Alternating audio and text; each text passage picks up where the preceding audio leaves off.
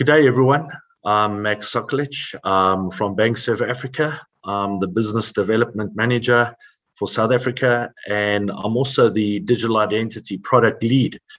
What I'd like to do today is just take you through a little bit of what we've been doing in South Africa as part of a community effort in looking at digital identity and looking how we solve for a couple of things, which include the ability to look after inclusion. What I'd like to do is take you through a couple of statistics. The first being that 1 billion people do not have official proof of identity. 1 in 2 women in the low-income countries do not have an identity, limiting their access to critical services and not allowing them to participate in some political and economic life. Out of 161 countries, they have identity systems using digital technologies, reinforcing this need for a robust privacy and data protection that safeguard people. There's 60.19 million South Africans, of which 51% are female. We've got 23.5% of our nation that are unbanked, and our unemployment rate is sitting at 34.4% at the moment. If you look at some of our mobile connections, we have 168.5% of the total South African population. In other words, there's more people, or there's more cell phones than people within our environment, which makes you think that using a device like a mobile could perhaps work. And these are some of the things that we've unpacked with our digital identity community. We also have 64% of our population who are internet users. So we do have the means of getting to the population through these channels.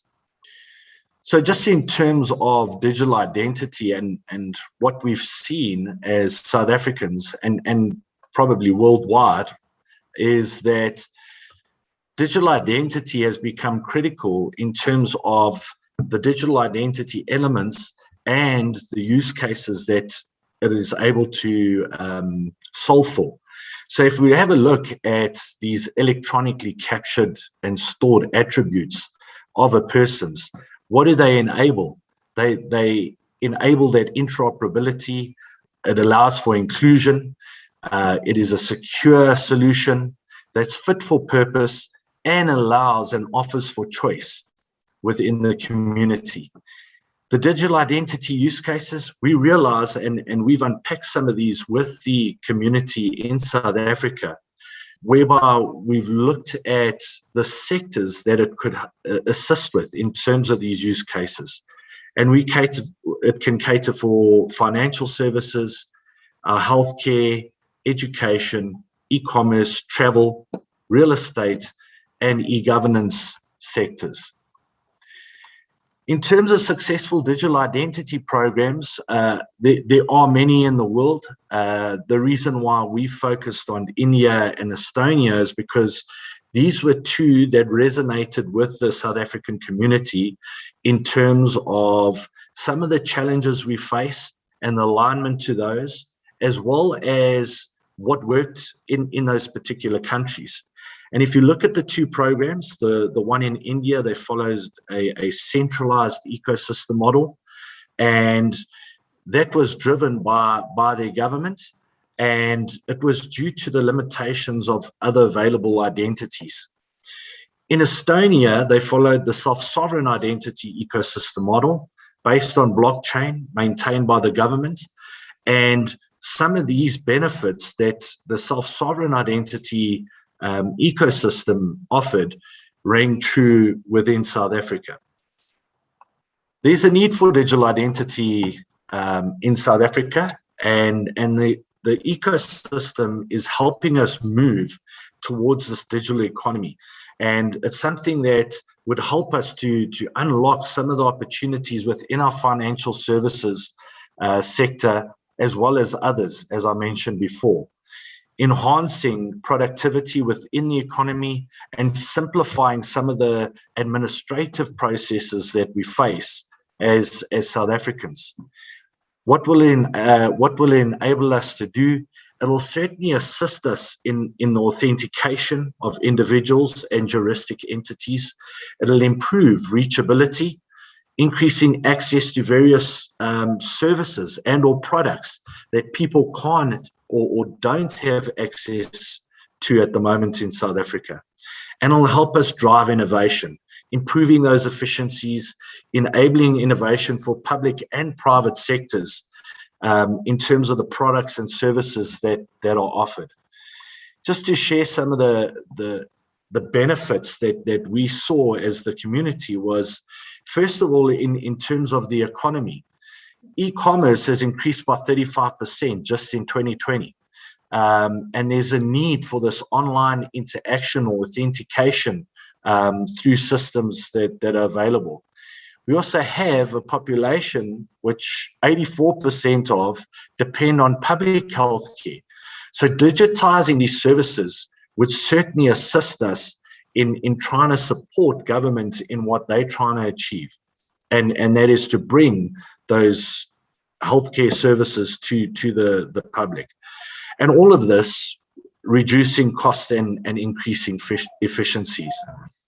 The benefits to the citizens. So since 2020, the consumers have definitely shifted their spending habits and they're using contactless payments and online shopping.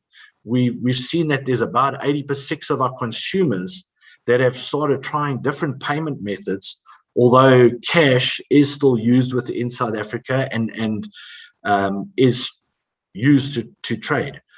Inclusion and convenient access to services we've touched on, and improving some of our processes which are linked to regulation. So making sure that it makes it simpler and I know who I'm dealing with. And I think that counts for payments as well. If we can link digital identity to payments and be able to prove that a payment is going to the correct person, or otherwise I'm interacting with the correct person, it certainly makes for a better environment. Some of the benefits to government: simplifying and streamlining these administrative processes. We've seen that government is on a drive to digitize information. Using digital identity, this could certainly make a lot of the South African citizens' lives easier. If we look at the population as well within South Africa, 61% of our population received some sort of social grant. And this was during 2020. And that might have increased now during 2021 with the pandemic still on our doorstep. Digitizing this process and being able to offer digital identity could reduce the long queues and access points that are needed in terms of collection and paying out of grants. So just in terms of digital identity and the role it plays in terms of South Africa realizing some of its goals based on the National Development Plan, as well as the South African Reserve Bank's vision for 2025, we had a look as a community at some of the objectives for digital identity and how they aligned to some of the goals which have been set for 2030 and 2025. And there was certainly a focus on inclusion, which we saw alignment on, making products and services accessible and affordable, making sure that digital identity is fit for purpose, the financial sustainability, reduction of identity fraud, which is something that we really focused on in South Africa, and then simplifying some of our regulatory processes, especially around FICA. If we look at the Department of Home Affairs, where the identity status and citizenships are key enablers of empowerment, inclusivity, economic development, and national security, we definitely saw alignment between digital identity and what the community was doing and the vision that the Department of Home Affairs had in that space. In terms of the National Development Plan, a developed South Africa where access to health services is easy and an improved quality of education and better wealth services is certainly something that we believe digital identity would be very influential within. In terms of the fourth industrial revolution, we know that improved ICT infrastructures is going to assist us with rapid innovation and development of this digital economy in South Africa and Africa, outside of our borders. In terms of the Reserve Bank's vision and some of the goals they've set for the industry there, that includes that financial sustainability, security, so linking back to digital identity, assisting with making sure that your identity is secure and you know who you are talking to. And of course, that adaptability that it gives you. So what I'd like to do is just share a little bit around BankServAfrica and them being a member of the Self-Sovereign Identity Consortium. And at a point, we were asked to lead the Digital Identity Initiative and some of the reasons why that happened and how we've been involved.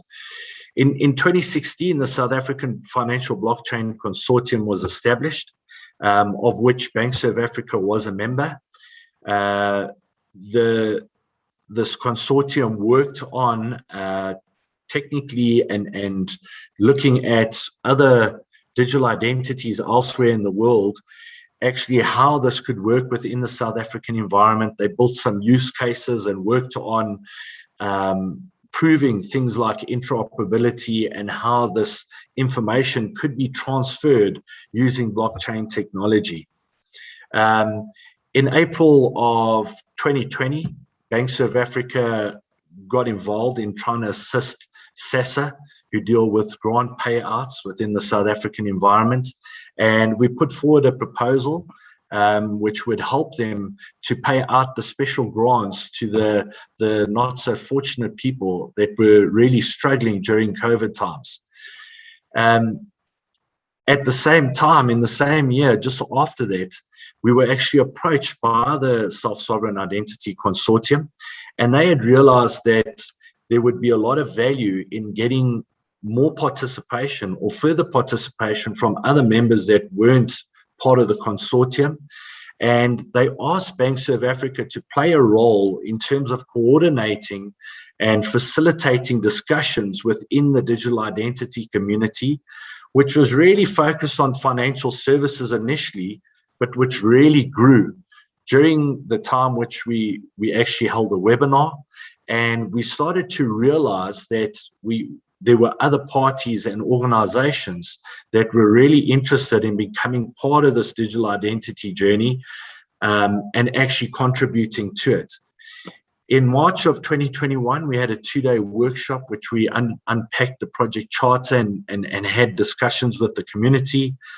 And in April, we kicked off this journey with the community to explore and unpack the building blocks of the South African digital identity story. That story we delivered on the 1st of September publicly within South Africa and elsewhere. In terms of the project scope, we have been busy with an RFQ process, which we've just finished, and we're now looking at moving on to our second phase. In our second phase, we're going to have three streams. The first of which will focus on a business stream and delivering a commercial model. The second of which is a governance stream, will look at governance framework, trust framework, and actually building out the scheme.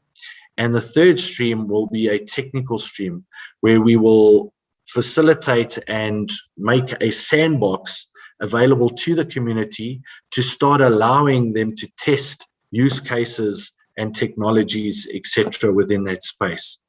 And during all of this, we need to obviously stay engaged with the community and coordinated. Just in terms of what the way we ran these sessions from the time from April through to September, I'd just like to share the approach that we took. It was very much an interactive and collaborative approach that we took with the community. If you look down the left-hand side, we did a lot of participant interviews. We held surveys which went out to the community.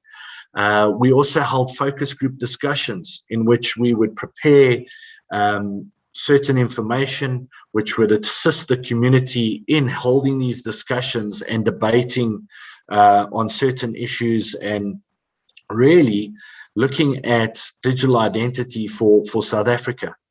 From there, we would socialize, or we did socialize those outputs with the community to make sure that we'd heard them properly and heard what they had to say. We have put some of the digital identity community in the bottom left-hand corner, so you can see just how broad that community was. And this is not an exhaustive list. There were many more participants, and this was also captured within the digital identity report for South Africa. Some of the guiding questions and community outcomes that came out of our focus group discussions and interviews and surveys was what should be the proposed digital identity ecosystem or model for South Africa. And what came out was that there should probably be a hybrid type ecosystem that combines the strengths of two ecosystems, namely centralized and self-sovereign identity. And the community thought that this would be the way forward. The next one would be what should the key use case for South Africa be in terms of the digital identity? And the use cases were explored in the short term, and these were eKYC, digital onboarding, and digital signatures. And the focus areas were certainly around financial services, social benefits, and healthcare. Who would be the key stakeholders in South Africa, the South African digital identity ecosystem, and what would be their respective roles? There was certainly a strong feeling that the Department of Home Affairs had a key role to play as the custodians of South African citizenship and identity.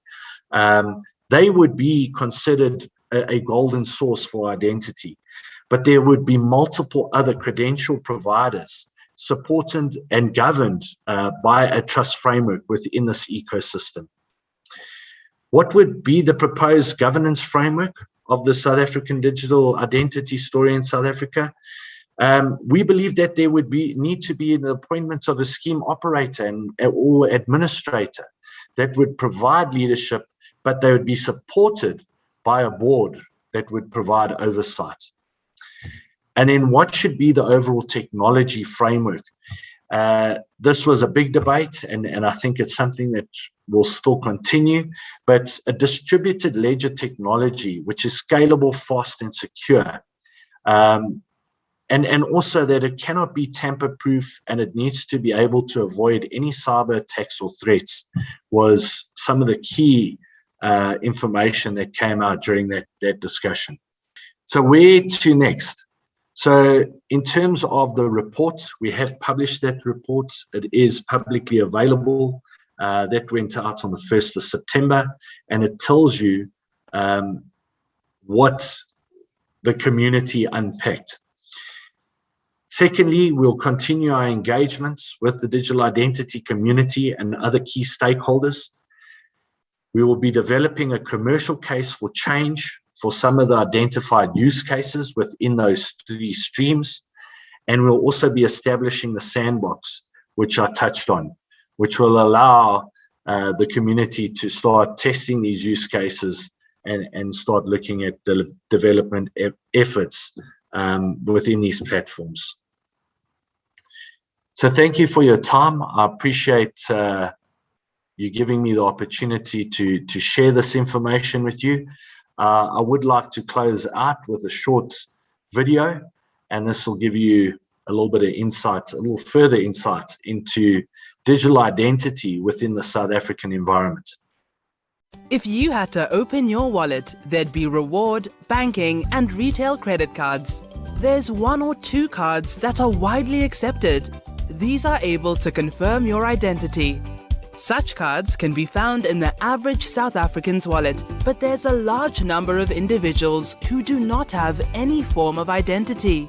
This has made it difficult for many to apply for special government funds, as we've seen during the recent COVID-19 crisis.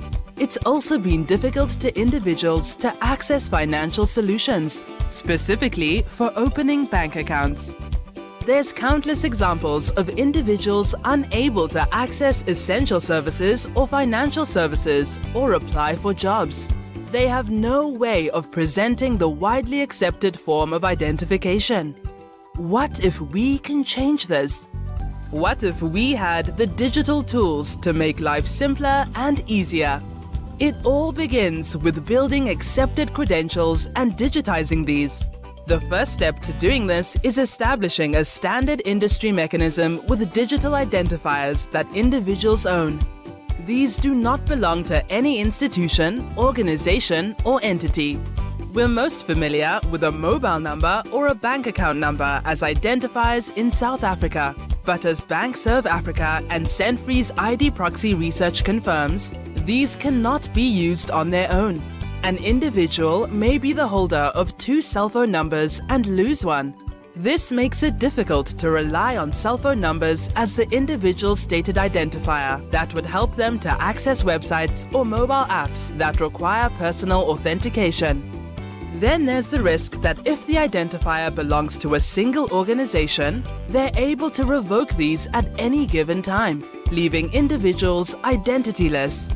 There's also no digital ID governance framework or accepted industry standards for expressing, exchanging, and verifying digital credentials to create reliability, trust, and security. Let's bring this closer to home. Sifiso is a 34-year-old married man and father of 2. He's had to move twice over the last year to areas where there is high demand for odd jobs. COVID-19 hits and Sifiso's odd jobs slow down. He becomes one of the many South Africans in need of government's social relief fund. He has historically been paid in cash for the jobs performed, but his application is rejected because he doesn't have the paperwork to prove his place of residence to be fully identifiable, and he doesn't have a bank account for the electronic payout. This can change with digital ID. With the recognized standards-based credentials that show Sifiso is a South African citizen and confirmation of his address history, he is eligible to receive a social grant and can be assisted. Sifiso is also able to open a bank account with these details, so he is able to receive his grant payout. Decentralized identifiers are a unique identifier with verifiable data that an individual can authenticate themselves with. These are generated and registered cryptographically. This makes it easier for Sifiso to approach social authorities with his credentials. His digital wallet will then produce a unique identifier that is signed using a private key secured by a biometric proof or PIN that is only known to Sifiso. The uniquely paired public key is published to a distributed ledger. This highly encrypted and secure way of authenticating also ensures that Sifiso is in control of his digital cards and that these are in trustworthy hands and kept private. More individuals like Sifiso are empowered, and the gateway to an inclusive digital economy is widened.